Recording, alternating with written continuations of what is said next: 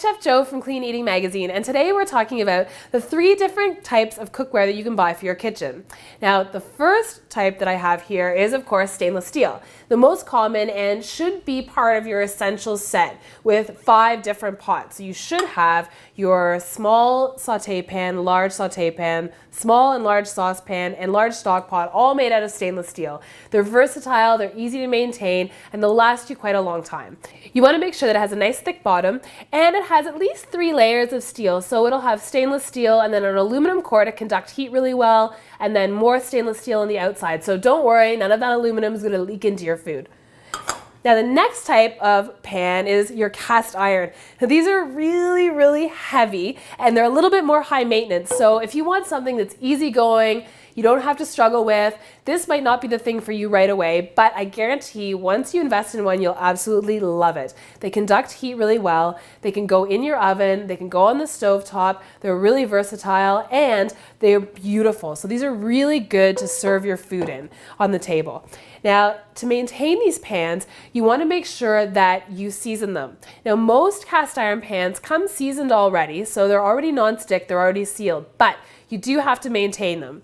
So your grandmother, your mom might tell you to season your cast iron pans with lard, but of course we don't like that at Clean Eating, so coconut oil is the next best thing to use. And it won't impart a really strong coconut flavor into your food, so you don't need to worry about that either. All you have to do to maintain your cast iron is, after you're done cooking, wipe it out with a towel and then scrape out any food particles that are left in it. Give it a good wipe again, and then you want to season it with some coconut oil. So just spread a thin layer inside your pan, wipe it out again with a towel, and you're good to go. Now, if you absolutely have to wash it with soap and water, you can do so. Just make sure that you dry it really well, or you're going to get some rust spots on your cast iron, which is no good. If you get some rust spots, so you want to make sure you take a metal scrubby and with some oil, scrub off all the rust, and then just lightly season it again with the coconut oil, and you'll be good to go. Now the next pot we have here is our non-stick pan. Now these come in 2 different kinds. You can get them in stainless steel, like this one here, or it also comes in cast iron. So the enameled cast iron is also considered a non-stick pan. Now these are great, of course, because we can use less oil when we're cooking. But there's 2 things you have to remember. One is that they're not good inside your oven because they're not meant to be heated from above. The coating is only meant to be heated from below, so just be careful with that.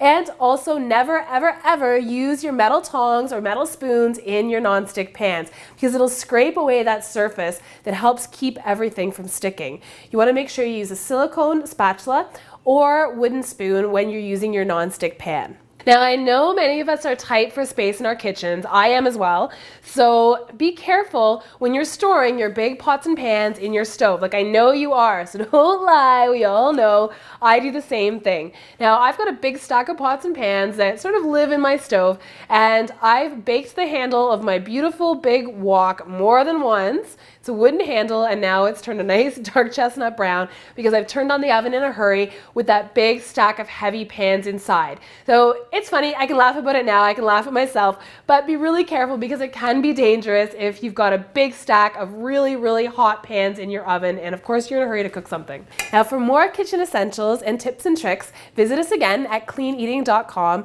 and pick up a copy of Clean Eating Magazine. We'll see you again soon.